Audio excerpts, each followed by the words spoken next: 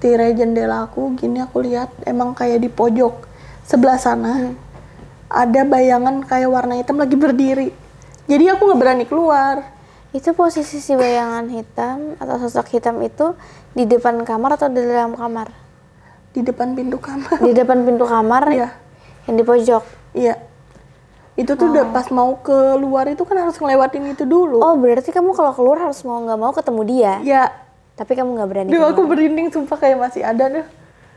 Itu sosok hitamnya tuh kayak gimana? Bisa didetailkan lagi nggak sih? Dia tuh tinggi. Setinggi apa?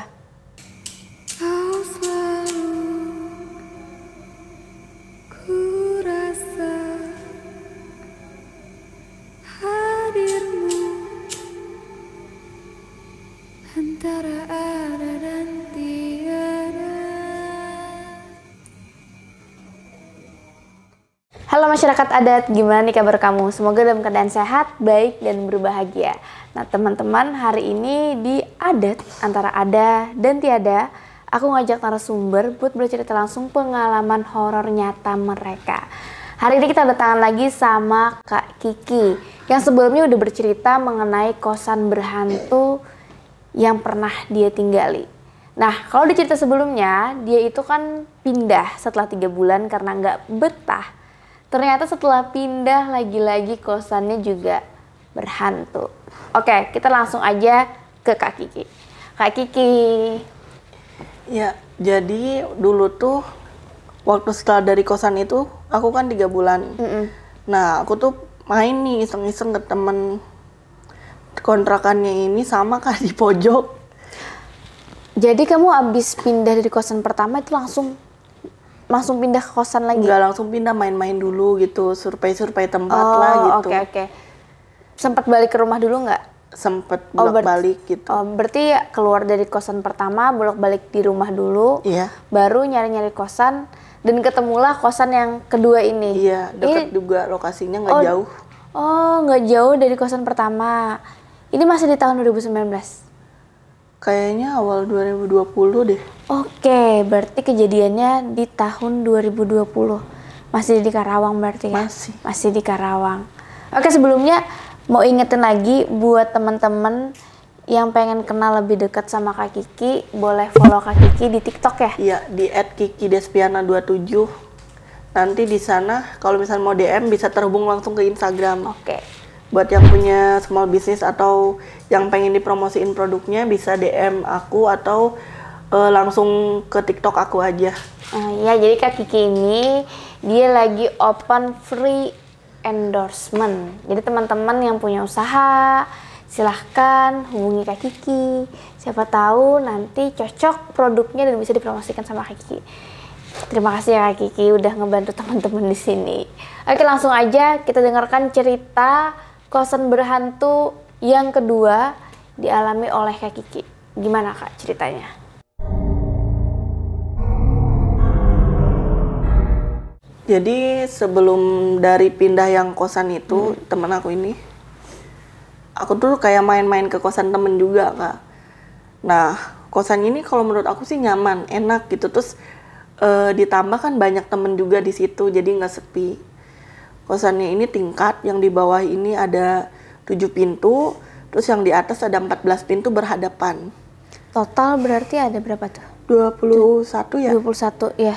14, 7, iya benar-benar. Nah, terus yang di atas, yang di bawah yang keisi cuma satu pintu. Lantai 1 cuma 1 kamar yang keisi? Iya, dari 7 pintu itu. Nah, terus kalau yang dari atas, 14 pintu yang keisi cuma 6. Yang ke-1 keisi, yang kedua enggak, yang ketiga keisi, yang keempat keisi, terus yang nomor 6 aku. Berarti ada belasan kamar yang nggak keisi, yang kosong. Buset. Terus. Nah, sebelum aku ngekos di situ, awal-awalnya aku main dulu kan.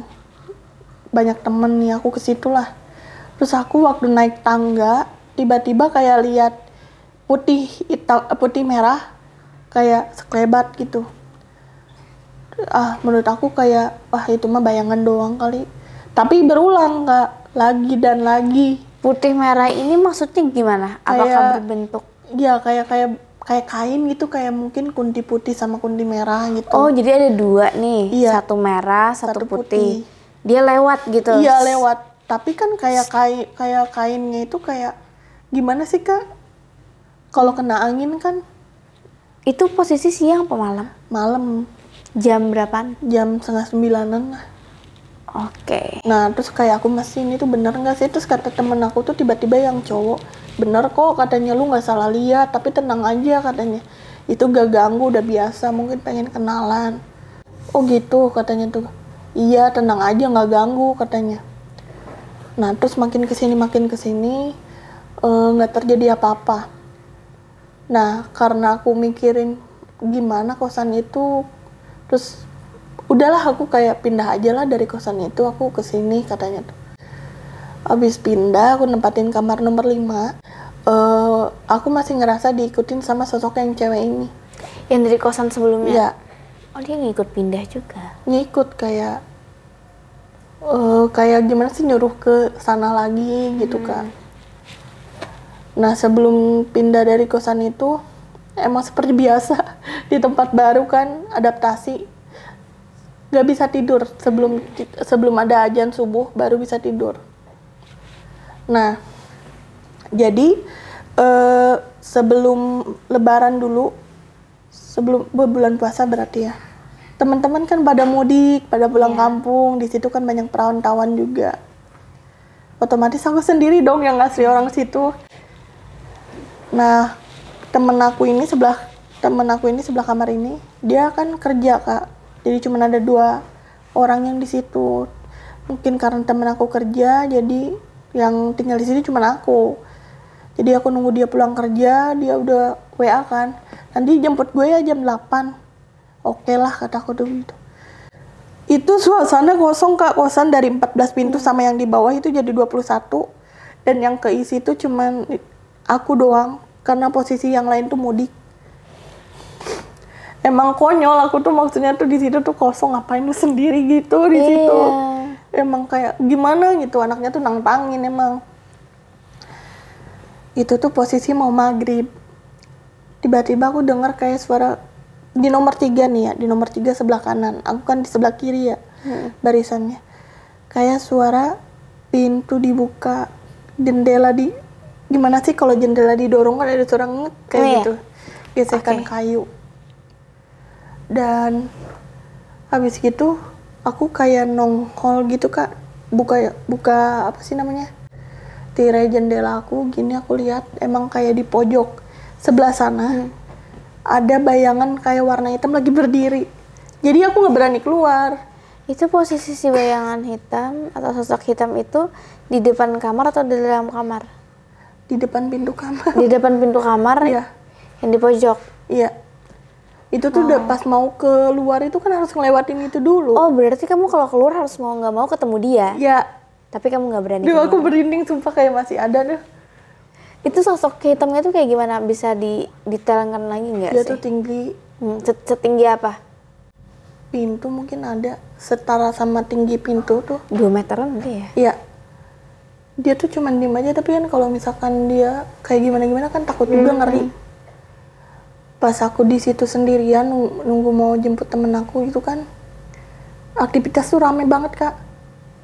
Rame. Jadi kayak ada orang jalan tangga, terus ada aduh. Sih aku bisa ngebayangin. Iya. Padahal jelas-jelas kosannya lagi kosong, cuman Kosong. kamu kan. Iya. Terus kayak ada suara aktivitas sendal jalan-jalan gitu. Emang kayak aktivitasnya tuh rame banget, padahal sepi, nggak ada siapa-siapa. Itu posisi Karawang sepi kalau pemudik pada pulang. Berarti di Karawang itu banyak ini ya, Banyak perantau. banyak perantau. Nah, terus karena aku udah takut dan ngerasa takut terjadi hal-hal yang nggak diinginkan sama aku telepon siapapun temen aku yang bisa aku telepon gitu ya, yang bisa nemenin aku lah.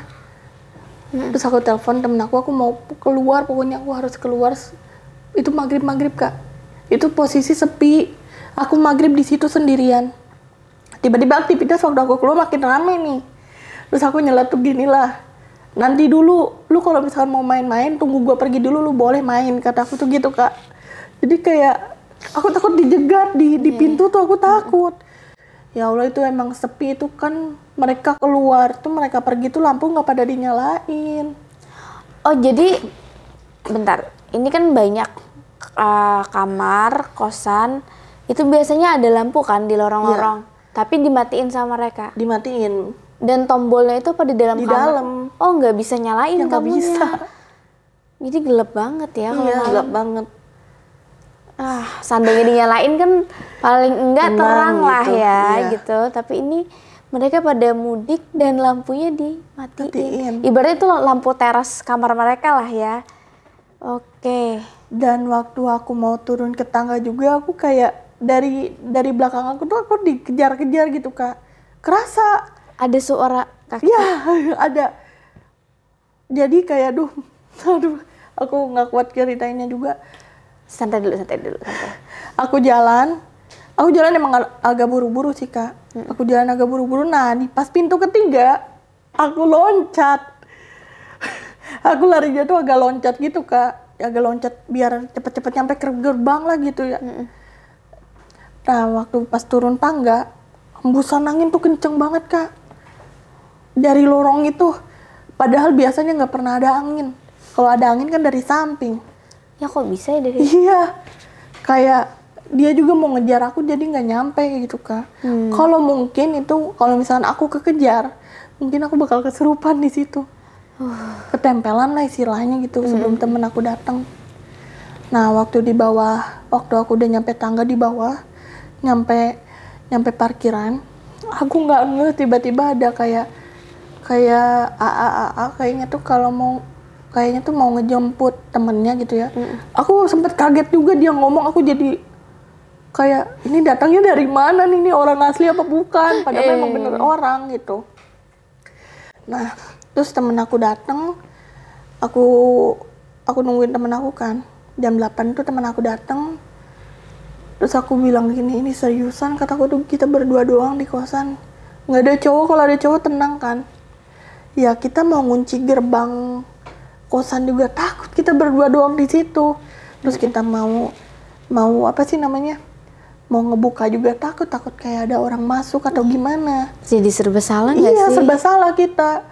Emang kebiasaan aku ini, aku nggak bisa Kak, kayak tidur jendela ditutup, pintu ditutup.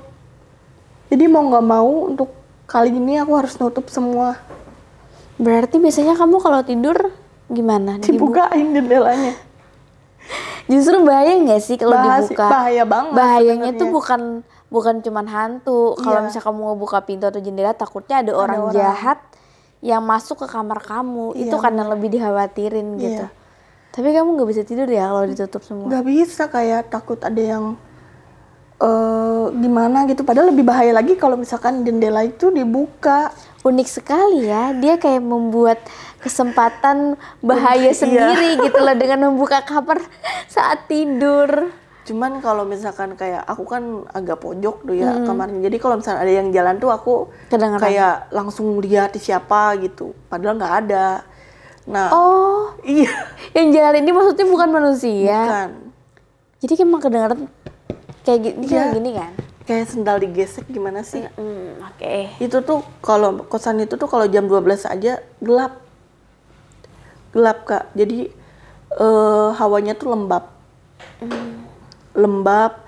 Pokoknya kadang angin juga, kadang ada, kadang enggak gitu. Kalau masuk tuh, kalau pas angin gede aja baru bisa masuk ke situ. Kalau angin kecil mah nggak bisa, nggak ada, nggak kerasa. Nah, terus sempat kejadian dulu waktu teman-teman belum mudik ya. Ada yang kesurupan. Teman kamu juga? Temen aku. Nah sebelum kesurupan ini aku dimimpiin Kak. Dimimpiin cewek di kamar aku. Terus aku tuh dimimpi tuh kayak berdoa gitu. Berdoa yang aku bisa. Tapi si sosok ini ngikutin aku. Dia sambil melotot gini katanya. Kalau misalkan ada yang kesurupan, jangan didoain lewat speaker. Harus ada yang bacain. Sedangkan posisi di situ anak-anaknya pada kurang beriman lah. Jadi ya sebisa mungkin kayak doa-doa pendek mah bisa mungkin ya. Nah, terus ngalamin nih Kak, ada yang kesurupan. Di mimpi aku tuh kan dibilang jangan pakai speaker. Yang kesurupan ini yang punya pemakai gitulah. Maksudnya ini pemakai apa nih? Yang aku nemuin kain kafan di kamarnya. Oh, kamu nemuin kain kafan itu setelah dia kesurupan atau sebelum? Sebelum dia kesurupan. Oke, selang beberapa lama tuh? Beberapa hari sih Kak. Beberapa hari sebelumnya kamu nemu kain kafan di kamarnya. Itu kenapa jadi bisa nemu kain kafan? Jadi aku tuh disuruh sama dia tuh ngambilin apa ya gitu. Nah terus aku tuh kayak nemu apa nih, kayak kain kafan, beneran kain kafan tuh, kayak potongan kain kafan Kak. Banyak ada tanah merahnya, terus di dalamnya tuh ada bungkusan apa tapi aku nggak buka. Oh, berarti kain kafan itu bukan kain kafan yang per meter itu, bukan ya? Potongan kecil yang di dalamnya ada sesuatu, dibungkus, diikat gitu. Dan dia simpan di kamarnya. Simpan di kamarnya. Pas kamu masuk, kamu menemukan. Iya, apesnya aku kenapa sih maksudnya tuh ketemu yang kayak gituan lagi gitu. Kamu tanya nggak ke dia? Enggak lah, maksudnya tuh itu kan lebih ke privasi. Cuman emang dulu saudaranya tuh bilang dia awas katanya, jangan ini, dia ada sesuatu katanya tuh di kamarnya. Beberapa hari kemudian dia kesurupan. Terus apa yang kan terjadi? Di mimpi aku tuh bilang kalau kesurupan jangan dipakein speaker. Nah habis gitu malah itu tuh anak cowok lagi pada main malam minggu kan, kesurupan dia malah dibacain dibacain lewat speaker lah, apa sih, doa-doa kayak kursi kayak gitu. Terus yang lebih parahnya lagi aku tuh ngide kayak gini, emang ada yang percaya gitu ya, aku kayak bisa lah, aku tuh kayak ngejelin gitu, udah kasih garam kasih garam itu yang kesurupannya airnya, terus jangan lupa dibaca-bacain ajan kayak apa kayak, kata aku tuh gitu. Terus diminumin, dilakuin sama temen aku yang cowok ini, dia orang Jakarta juga ya. Dilakuin, kok beneran sih mungkin dia panik ya, teman ada yang kesurupan gitu loh. Nah terus yang lebih konyolnya lagi apa Kak, di dalam minumannya itu malah ditaruhin paku. Kenapa? Nggak tahu, maksud aku ini orang bener-bener yang ngadi-ngadi aja, kata aku tuh gitu. Aku diem aja Kak, aku kayak udahlah konyol kayak kata aku tuh gitu, padahal cuman doain aja cukup gitu. Itu diajan, itu yang megangin kayak banyak kali 5 orang. Tapi emang kayak saking kuatnya itu masih dia tetap bisa berontak. Dia kesurupannya sambil teriak-teriak kah atau nangis? Oh, teriak-teriak kayak gimana? Kayak teriak-teriaknya tuh bahasa Jawa, aku nggak ngerti. Tapi ini sosoknya ini dari luar, soalnya dia habis dari luar Kak. Dia posisi lagi, badannya lagi kurang fit, terus dia maksain keluar, terus pas balik-balik dia kayak gitu. Sebelumnya dia pingsan dari pintu nomor 3. Dari pintu nomor 3, nah terus digotong lah, karena kan maksudnya tuh banyak orang kan, rame kan. Terus yang sebelah aku juga pada keluar tuh, teman-teman aku, kenapa? Katanya tuh kenapa? Tiba-tiba dia pingsan, berontak. Terus kan bahaya, dia mau nyerang-nyerang orang-orang kayak gitu. Nah terus dipegangin lah tuh sama anak cowok-cowok. Terus diajanin, dibaca-bacain surat-surat pendek, dari ayat kursi juga ada lah beberapa yang bisa baca. Nah terus yang lebih ngerinya lagi, tiba-tiba ada temen aku yang apa sih, dia bakar kemenyan kayak gitu. Kalau menurut aku pribadi sih, kalau yang aku tahu malah ngundang gitu nggak sih, lagi ada yang kesurupan lu malah kayak bakar menyan. Emang bener. Ini orang ini tuh kayak batu gitu Kak, kayak apapun yang dia percaya dia lakuin, dia nggak peduli sekitarnya tuh kayak gimana. Lalu gimana dengan si yang kesurupan tadi? Akhirnya sadar nggak? Keluar masuk. Oke. Jadi bikin capek yang ngebantuin dia. Itu berapa lama berlangsungnya kesurupan? 20 menit ada. Jadi keluar masuk kan capek gitu orang megangin dia. Terus? Nah terus habis itu dia lumayan enakan. Nah terus ada lagi kejadian, dia pulang. Dia pergi pulang jam 11 malam, tiba-tiba dia kesurupan lagi. Berarti itu yang kedua dia kesurupan. Yang kedua itu kesurupannya tuh kebetulan untungnya pas lagi di kosan tuh banyak orang, Kak. Iya. Nah, jadi di kosan aku tuh di pojoknya kan ada tempat jemuran lah. Kita lagi pada ngobrol lah di situ. Nah, terus dia tuh datang-datang tiba-tiba kesurupan lagi. Pas aku mau bantuin dia, tiba-tiba aku kayak ngelihat dari lorong kosan itu kayak ada yang lari mau ke arah aku, terus aku jatuh. Yang kamu lihat? Itu tuh kayak sosok cewek tapi larinya kenceng banget, Kak.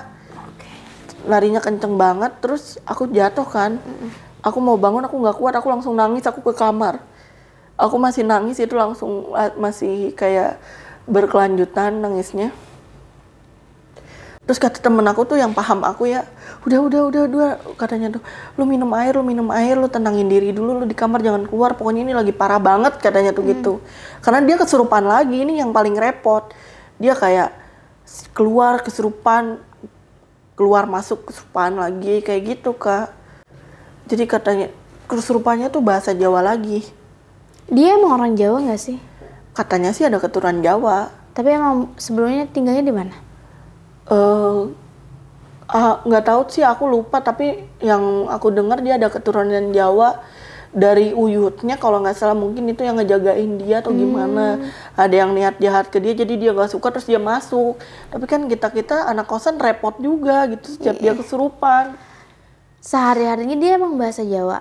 Enggak sih, cuman emang kan banyak teman-temannya tuh lingkungannya tuh dari Jawa juga. Oke, I see. Terus gimana kesurupan ini akhirnya?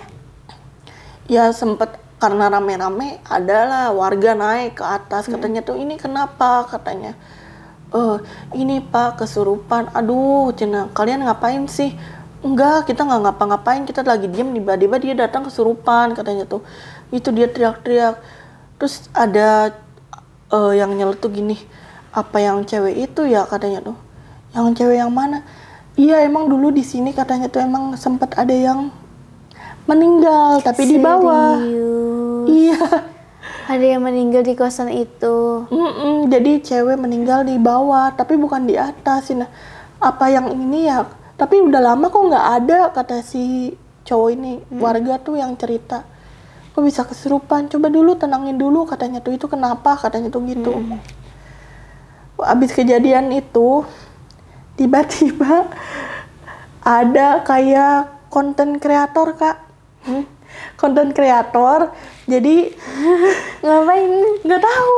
Jadi tuh nggak tahu ya, warga tuh rame-rame liatin, kataku tuh itu lagi apa.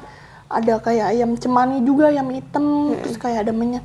Itu mau ngapain sih? Aku lagi ke warung tuh kan, katanya lagi ada mau penelusuran. Kalau penelusuran kayak gitu, kebanyakan orang-orang tuh kayak nantangin, kayak maksa buat keluar sini kalian, aku nggak takut. Oh, berarti syutingnya malam nih. Malam. Si kreator ini.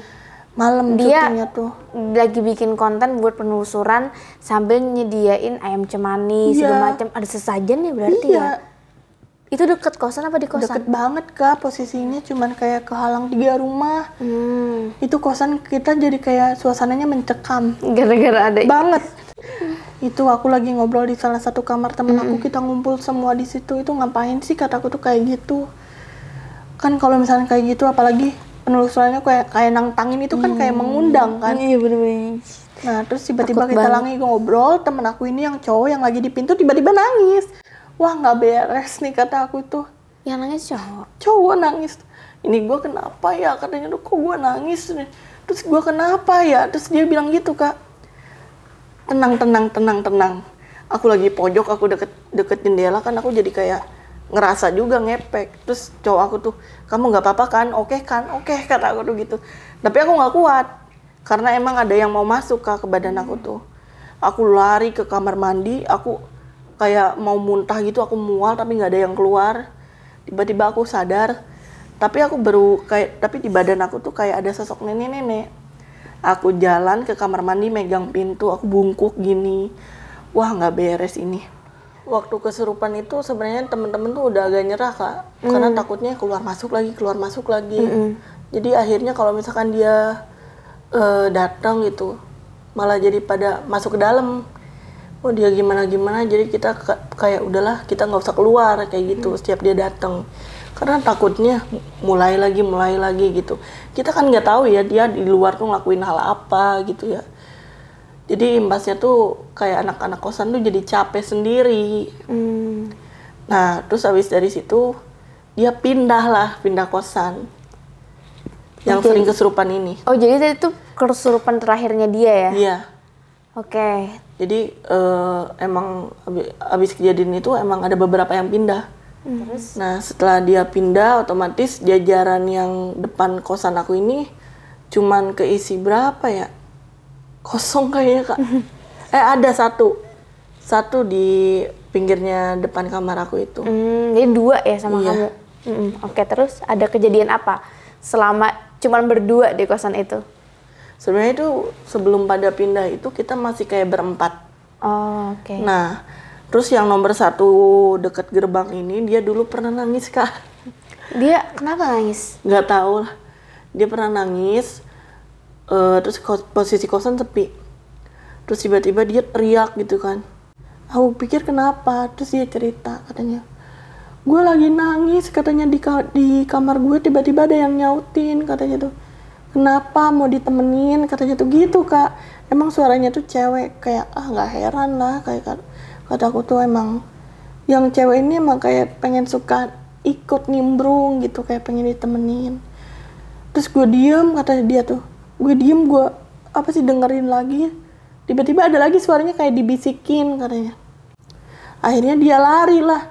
Dia lari itu dari kamar nomor 1 ngelewatin kamar nomor 3.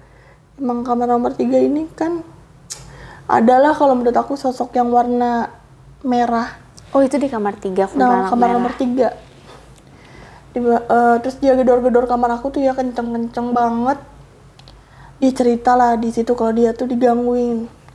Abis dari situ dia nggak berani lagi Kak tidur di situ. Dia kosannya tuh ditinggal. Lama-lama ditinggal akhirnya dia pindah. Oh, berarti ini rentangnya ketika si yang kesurupan tadi dia out, lalu pelan-pelan itu pada keluar, termasuk teman kamu yang nangis tadi. Jadi dia nangis karena mungkin ini gak galau mungkin ya. Iya. Ada yang ngajak ngomong di kamar dia. Kenapa nangis terus? Kan serem gitu ya. Iya. Terus dia pindah. Pindah lama-lama Pindah. Dan akhirnya tersisalah kalian berdua. Sama teman. Bertiga. Bertiga dulu nih. Iya. Yang bertiga ini satunya pindah lagi nggak? Enggak, dia tuh kan kerja di situ. Terus kosannya juga murah, nyaman, jadi ya mau nggak mau. Nah, terus karena aku saking kayak nggak mau kesepiannya, aku nyarilah kayak temen yang mau ngekos gitu di Facebook. Itu siapa nih aku promosiin kosan ini. Dapet lah nih aku tuh kayak 2 cowok yang kerja di PT. Dia nempatin kamar nomor 3. Wah berani banget kataku. Tapi dia berdua Kak, satu kamar tuh dia berdua. Terus aku tuh kayak ngajak kenalan gitu, ngobrol-ngobrol. Lu gimana? Kataku tuh di kamar itu baik-baik aja kan? Lu tahu? Kata dia tuh gini, lu tahu sesuatu ya? Enggak sih, gue nanya aja. Biasanya kan kalau penghuni itu suka ada apa gitu. Iya, semalam gue tuh ditunjukin sama sosok merah. Dia berdiri terus di kamar mandi. Dia cantik. Tapi dia diem aja, tapi nggak ganggu kan? Ya enggak sih, soalnya gue cuekin, kata dia tuh gitu. Lu tahu katanya tuh. Lu kok nggak bilang sih? Ya mau gimana? Ngapain gue bilang? Nanti kosannya nggak laku. Nah, terus habis dari situ ada lagi Kak penghuni baru. Penghuni barunya ini di depan kamar aku dia milihnya tuh. Terus aku bilang, kok milihnya kamar ini, kenapa nggak kamar yang pojok aja, enak banyak angin. Terus dia bilang ini, nggak tahu kenapa di kamar itu tuh nggak nyaman aja hawanya tuh, katanya tuh, kata dia gitu Kak. Sebelumnya emang kamar itu tuh ditempatin sama yang sering kesurupan ini. Yang aku nemuin kayak kain kafan itu di kamar itu tadi. Yang tadi aku bilang kan, kalau misalnya kita pakai pemakai, kalau misalkan yang kita pakainya tuh nggak betah, dia kan bisa pergi atau nempatin di tempat itu. Jadi mungkin itunya masih ada di situ. Nah, terus habis kesininya kayak makin berkurang aja Kak. Penghuninya? Iya, makin pada pindah. Jadi kayak aku sebenarnya waktu yang pada mudik aku berdua sama temen aku aja aku nggak betah. Berarti rata-rata orang yang kos di kosan itu pada nggak betah ya? Keluar masuk. Karena mereka semua ngalamin pengalaman horor. Rata-rata dinampakin dinampakin sama suara ngobrol gitu nggak sih? Kalau mungkin itu mah cuma aku doang kali ya. Yang mana? Yang suara ngobrol. Kalau yang satunya kan tadi yang nangis juga. Kalau yang nangis sudah pindah kan Kak, udah out. Iya, maksud aku secara keseluruhan penghuni di sana tuh ngalamin hal-hal ada paranormal. yang masalah pribadi juga, terus ada yang kayak nggak nyaman juga gitu. Nah, terus yang pojok sebelah aku ini dia kan udah balik. Dia ini cowoknya ini orang Jawa. Kayak kalau dia tuh kayak sering ngasih tahu lah, jangan gini, hati-hati gitu ya. Terus kadang ada temen aku juga kalau dia tuh sering minta air buat apa gitu. Nah, terus dia tuh bilang gini, TKY bisa juga ya? Iya aku tahu, kata dia tuh bilang gini. Tapi enggak kok, katanya tenang, dia mah nggak akan ganggu, katanya tuh gitu. Oh iya mas, iya, kata aku tuh gituin aja kan. Nah, habis dari situ kita banyak promosiin kosan itu, akhirnya ramai juga. Nah, setelah kosan ramai malah aku yang keluar. Oh jadi kamu bisa dibilang kosan tambah ramai, udah keisi semua nggak? Iya. Kamu hampir keluar. Kenapa kamu keluar? Kayak gimana ya Kak? Mungkin kayak emang kalau misalkan aku ngalamin kayak gini, aku pengen kayak cerita nih ya ke temen gitu ya. Temen yang pengen bisa aku ajak cerita, kadang orang kan nanggapinnya tuh beda. Kayak mungkin lu halu, lu kurang ibadah gitu loh. Cuman kayak kita tuh pengen cerita aja gitu yang kita alamin, tapi emang ada beberapa temen aku juga yang ngalamin kan. Nah, dari situ mungkin karya aku tuh udahlah, gue udah nggak usah ngekos di sini lagi, udah nggak beres, kata aku tuh gitu kan Kak. Gak beresnya kenapa? Karena makin kesini itu teman-teman yang dulu yang sering ngalamin sama aku tuh pada pindah. Oh jadi kamu udah kayak udah beda orang nih, beda orang, beda penghuni, jadi nggak temenan juga gitu ya? Iya, karena emang kan ada ya orang yang beberapa asing, kita mau nyapa gimana pun juga. Nah, habis dari situ kosan nambah sepi Kak. Bukannya udah keisi? Katanya sih ada yang keluar masuk lagi. Oh, jadi walaupun sempat hampir full, pada akhirnya mereka pada keluar juga? Iya, pada keluar juga. Dan kamu juga keluar? Aku juga keluar. Kamu berapa lama totalnya di sana? Di sana lumayan lama, 6 bulanan. Oh, 6 bulanan. 6 bulanan tuh sebenarnya kejadiannya tuh banyak, cuman yang aku ingat tuh itu aja gitu. Oke. Berarti cerita untuk di kosan kedua ini udah sampai di sini ya, cerita horornya. Dari pertama kamu yang ngelihat kuntilanak putih, kuntilanak merah, terus juga suara aktivitas yang suara jalan gitu ya. Ngobrol. Terus juga ngobrol, kesurupan, temen yang kesurupan gitu ya. Nah, banyak ya sebenarnya yang kayak ilmu gendam gitu. Itu apa tuh ilmu gendam tuh? Nah, jadi ilmu gendam tuh kayak gimana ya, kayak kehipnotis mungkin ya. Jadi aku tuh emang kayak ada suara orang jalan, buka pintu gerbang, pas aku lihat nggak ada. Tapi setelah kejadian itu, motor hilang. Motor siapa? Motor temen yang ngekos di situ. Jadi emang makin gak aman aja kosan. Oh, untung bukan motor kamu, masih ada untungnya lagi.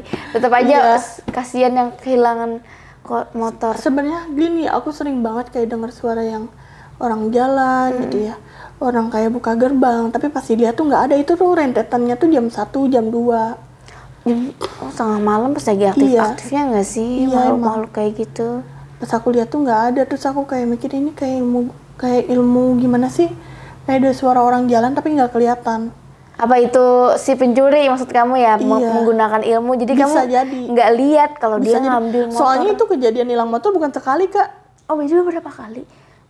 Ada 2, terus yang hampir gagal 1. Berarti kurang aman ya kosannya ya? Padahal udah dipagar ya? Setelah pada pindah kurang aman. Itu udah dipagar juga Kak, udah dikunci gembok, tapi kok gemboknya tetap hilang. Di sana ada security-nya nggak sih? Nggak ada. Oh, pantesan. Kurang bersosialisasi sih yang punya kosannya sama warga, jadi kayak gimana gitu. Jadi warga juga ya udah gitu ya? Iya, mau kehilangan motor ya bukan tanggung jawab hansip yang di situ juga gitu orang. Oke.